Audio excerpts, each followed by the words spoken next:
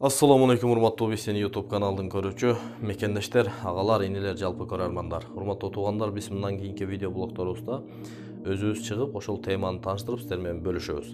Урматтуу кесиптештер, урматтуу блогерлер. Элге кызмат кылууда биз биринчи орунда Кудайдан коркушубуз керек, андан кийин мыйзамды, динибизди сөзсүз түрдө сыйлашыбыз керек. Бирөөдүн аброюна кирүүдө, бирөөдүн жеке кызыкчылыгына кирүүдөн Кудай бизди алыс кылган болсун туугандар. Ошондуктан урматтуу туугандар, биз чыгарып аткан видео блогторду биз эч качан кысканбайбыз, алып бөлүшө бергиле. Болгонун болгондой бөлүшкүлө. Биз дагы устаздардын каналдарынан, тааныштарыбыздын каналдарынан алып бөлүшүп атканда, караз көйлүк кылбастан, меникиле, анан сеникиле дебестен бири-бирибизге тоскоолдук кылбайлы дагы. Биз тоскоолдук кылсак дагы, тоскоолдук кылбасак дагы, бул каналдарыбыз, бул абройлор, бул элге кызмат кылган иштерибиздин бардыгы бул дүйнөдө калат. Эртең Кудайдын астына жакшы ишибизди жана жаман ишибизди гана алып кетебиз. Ошондуктан урматтуу кесиптештер, бири-бирибизге тоскоолдук кылбайлы дагы, бири-бирибизди колдойлу, бири-бирибизди көтөрөйлү. Сураныч. Бүгүн сиздерге алып келген видео блогум устазым Мыктыбек Арыстанбек менен Саясат Надумаров менен болгон маектен кыска бир үзүндү. Эмне десе, ошол видеодо эгер биз түшүнгөн болсок, көптөгөн бир маани маңыз жатат. Кандай маани маңыз десе, анда ал видеону көрүңүздөр. Ал жерде күмүштөй болгон суроо берилди. Сиз атаңыздан эмнени алдыңыз деген суроо болду. И алтындай болгон жоопту көрөсүздөр туугандар. Анда ошол видеого көңүл буруңуздар. Эми бир суроо кайра жерге түшөлү. Сиз мамлекеттик бийликте экинчи адам болуп турган кезде мен бир жолу өзгөндөн өтүп калдым. Кадахам Кемсанбаевич. Пешин намазы келип калган экен, бир мечитке токтоп намаз окуп алайын дедим. Жана эшиктин алдында бир аксакал чөгүнгө даратка суу камдап жүрүптүр. Билесизби ким? Раматылык сиздин атаңыз. Кемсанбаева. Катардагы жөнөкөй адамдарга, намазга келип аткан адамдарга мамлекеттик катчынын атасы даратка суу камдап жүрөт. Соопчулуучу.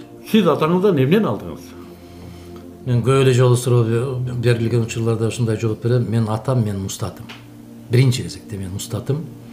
Мендеги бүтүндөй жакшы нерселер болгон болсо, бул атам менен энемдик. Андан кийин калганда агайым менен эжекелеримдик. Мендеги жаман нерселердин баары өзүмдүн терс кыялым. Өзүмдүк. Жакшынын баары атам менен энемдики, элдики, жамандын баары өзүмдүк, тилекке каршы. Мен ушул атамды азыр рахмат сизге айтып калдыңыз. Мына ошо киши менен көп эле жанагы жумуш иштери менен барып калганда, башта депутат болуп жүргөндө, көптөгөн депутаттар менен чогуу барып калганыбызда тизесине чейин лай кечип, ошол жерде күрүч айдап, таш терип жүргөнүн көрүп, мага көптөгөн кишилер, депутаттар айткан. Ушул жерде иштетпей эле койбойсуңбу деп. Атаңды иштетпей эле койбойсуң. Эми уятко атаң ушундай болуп карачы.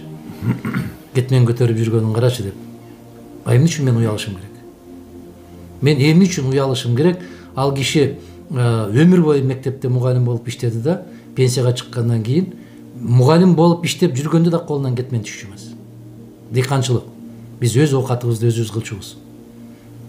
Ошондуктан өз эмгеги менен жасап аткандан кийин биринчиден ажыга барам деп ошол жердин баарын ташын терип кийимага айтты. Бир 70 тележка таш тердим деп. 70 араба. Араба. Чоң трактор менен ушул таш болгон жерде ушуну алып тердим. Эме прицеппи? Прицеп. 70 прицеп таш. Таш. Ошол баарын терип, баягы сууну агызып, ошол суу менен кошо келген кумдардан жер топтоп, ошол жерге дыйканчылык кылып, анан биринчи ажыга кетип баратканда мен ата монол ажыга ушуга чай ичип коюңуз десем албай койгон. Анан мен дагы бир жакын жигит ошо атамды алып барып, баягы жерге акчасын төгүп атканда $100 жетпей калган экен, $50 жетпей калган экен. Мына Айшата деп $100 бере койсо, албай түртүп коюп, жанындагы өзү менен чогуу бараткан бир кишиден алыптыр. Анан ал өтө капа болуп, сыртка чыгып алып, менден албай тиги кишиден алдыңыз десе, балам, сенден алсам сиз кайра кайтарып берип атканда албай коюп мени уят кыласың. А бул кишиден аманатка алдым, алып келип кайтарып алдым.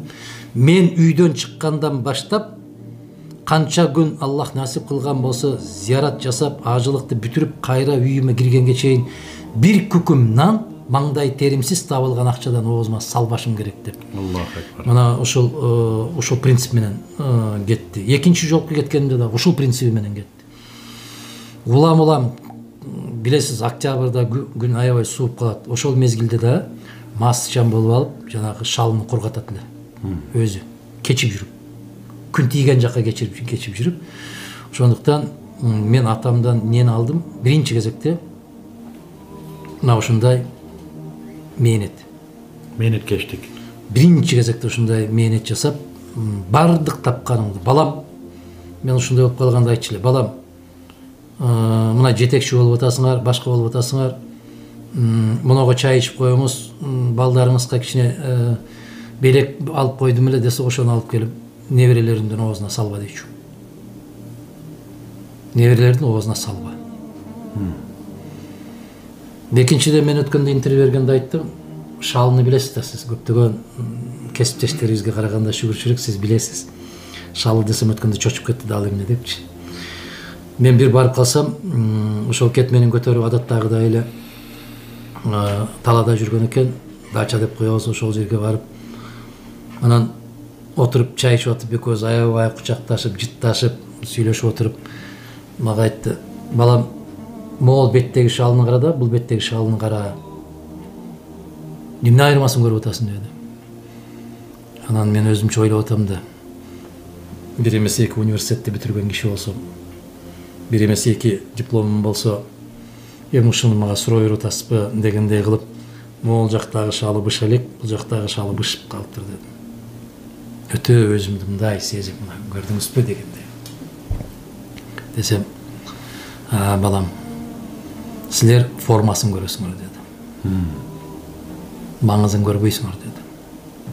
Эмне айырмасы бар деп суроо койдум деди.